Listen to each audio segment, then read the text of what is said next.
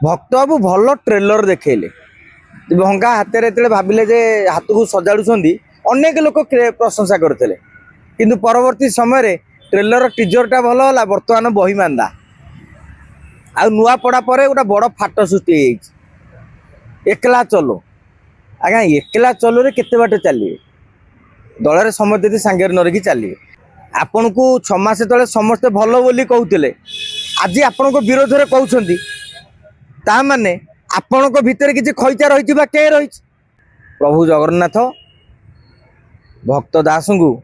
सद्बुद्धि दिंतु एवं तांका दलर नेता मानक सद्बुद्धि दिंतु हारी हारी थोबरा हो गला पर भी जदि तुमको बुद्धि न दिशब ताले किए कौन कहीपर बर्तमान मोहम्मद मुफ्ती सीधा सड़क भाव में सोनिया गांधी को चिठी तो ये जिनसटी केम देखुं दल संभाली पारना भक्त दास कांग्रेस जो कटा अच्छी से क मान हूँ कंदल तेणु कंदल को छाड़ी कांग्रेस रहीपर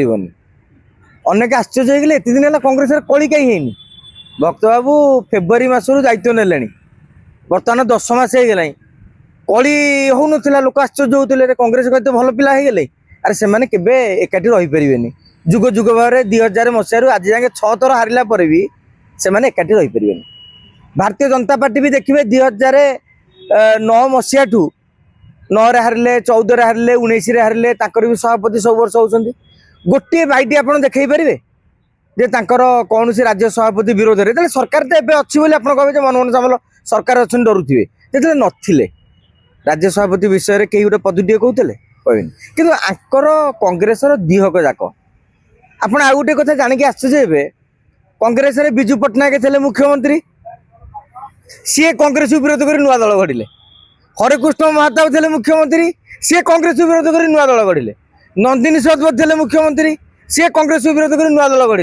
जानकी बाबू थे मुख्यमंत्री जुआई नुआ दल गढ़ कांग्रेस जो गोष्ठी भंगा घर भंगा कि दल भंगा एगुरांकर अभाव नेतांकर अभाव नाही एबे आसिया भक्त पाट को भक्त बाबू भल ट्रेलर देखले भंगा हाथ में भाविले जे हाथ को सजाड़ुंट अनेक लोक प्रशंसा करते किंतु परवर्ती समय ट्रेलर टीजरटा भल है बर्तमान बही मांदा आ नुआ पड़ा पर गोटे बड़ फाट सृष्टि एकला चलो आज्ञा एकला चलो रे केते बाट चलिए दल समझते सांगे नरकी चलिए आउ रहा मुकिम बाबू कथा सी कहले निरंजन पट्टनायक अनफिट विद्रोह कले कहले शरद पट्टनायक अनफिट विद्रोह कले एबे भक्त दास अनफिट विद्रोह कले ताले फिट किए भावुँ मुकिम बाबू बैट्रे कह कथा अमक लोकटी हेले आपण समर्थन करेंगे आप पचारू से ना दे पारे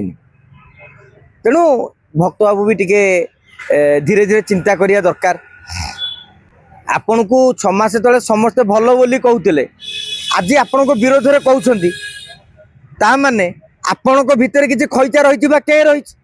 आ भक्त बाबू ताकू जदि साइज कर माने सजाड़ी नहीं पारे ताले हुए तो पंचायत पौर निर्वाचन दल किसी प्रदर्शन कर जो 13% भोट अच्छे से 10% को खसीज तेणु ए भितर किंतु पीसी सभापति हटेगा जो अभियान चलुची मोर से मत हूँ आदौ एना दरकार ना पंचायत पौर निर्वाचन बैटिंग करने सुजोग दि जाऊपर बाड़ी न पाइले बैटिंग कर न पाइले टीम रु बाद दि जापर कि प्रति वर्ष गोटे पीसी सभापति बदलिले भी दल आगे पार युव छात्र नेता किसी किसी मामलतकार नेता मैंने जो मैंने कौन ठेसा सब हो जाती आम ना नवा भल मानने दरकार आवश्यक ना तेणु समस्त को सांगे धरिकी न चलो ताले हाथटा एमती खोला रही हाथ जिते मुठा रहा जा कांग्रेस आगे पार तेणु प्रभु जगन्नाथ भक्त दास को सद्बुद्धि दिंतु एवं दलर नेता मानक सद्बुद्धि दिंतु हारी हारी थोबरा हो गला पर भी जदि तुमको बुद्धि न दिशब ताले किए कौन कहीपर आगुरी जो कहला शंख भांगी जाऊँगी बीजेडी भांगी भी फाड़ फाड़ बर्तमान कांग्रेस रे से भाव में देखा कांग्रेस गोटे नुआ दल गढ़िया भी गोटे आभास मिलूँ किसी नेता बर्तमान अलग है कांग्रेस टू नुआ दल गढ़िया जदि कांग्रेस भक्त दास को न बाहर कर ତାହେଲେ କଂଗ୍ରେସର ପୁରୁଣା କିଛି ନେତା ମାନେ ସମସ୍ତେ ମିଶିକି ଗୋଟେ ନୂଆ ଦଳ ଗଢୁଛନ୍ତି। ଦେଖନ୍ତୁ ମହାତାବ ହୁଅନ୍ତୁ ବିଜୁ ବାବୁ ହୁଅନ୍ତୁ ଅତୀତରେ ଦଳ ଗଢିଛନ୍ତି, ସରକାର ବି ଗଢିଛନ୍ତି, ତାପରେ ପୁଣି କଂଗ୍ରେସରେ ବିଲ ହେଇଯାଇଛନ୍ତି, ନହେଲେ ଅନ୍ୟ ଦଳକୁ ପଳେଇଛନ୍ତି। କଂଗ୍ରେସରେ ଏମିତି କେହି ଟାଣୁଆ ନେତା ନାହାନ୍ତି ସିଏ ଗୋଟେ ଦଳ ଗଢିଦେଲେ ଲୋକେ ତାଙ୍କ ପଟକୁ ପଳେଇବେ। ଏମିତି ତ ଅଖାଗଣି ନାହିଁ। 14ଟା ସିଟ୍ ଭିତରେ ଏମାନେ ସୀମିତ ରହିଛନ୍ତି। ଓଡ଼ିଶାର 104 ଆସନରେ କଂଗ୍ରେସ ଅମାନତ ହରାଇ ସାରିଛି। 32ଟି ଆସନରେ ଆଙ୍କର ଯାଏଁ ସ୍ଥିତି ରହିଛି। ଯେଉଁ ନେତାମାନେ ଭାଙ୍ଗୁଣିଆ ନେତାମାନେ ଆଉ ଗୋଟେ ଦଳ ଗଢ଼ିଲେ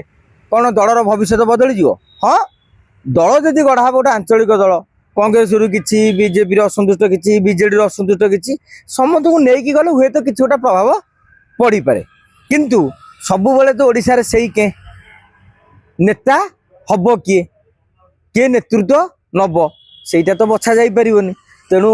ଆଞ୍ଚଳିକ ଦଳ ଗଠନର ପରିକଳ୍ପନା ଗତ 10 ବର୍ଷ ଧରିକି ଜାରି ରହିଛି। ତେଣୁ ଯେପର୍ଯ୍ୟନ୍ତ ଆଙ୍କ ଭିତରେ ନେତୃତ୍ୱ ଠିକ୍ ନାହିଁ, ତେଣୁ ଆଉ ନେତୃତ୍ୱ ମାନେ ବର୍ତ୍ତମାନ କିଏ ପିସି ସଭାପତି ହବ, କିଏ ବିଜେଡି ସଭାପତି ହବ, ଏଇ ଭିତରେ ସବୁ ଯୋଉ ବୁଲୁଛନ୍ତି, କିଏ କୋଉ ପଦପଦବୀ ପାଇବ ସେଥିରେ ନ କରିକି ତମକୁ ଲୋକମାନେ କେମିତି ଓଡ଼ିଶାରେ ଗ୍ରହଣ କରୁଛନ୍ତି ତା ଉପରେ ଫୋକସ୍ କରିବା ଦରକାର।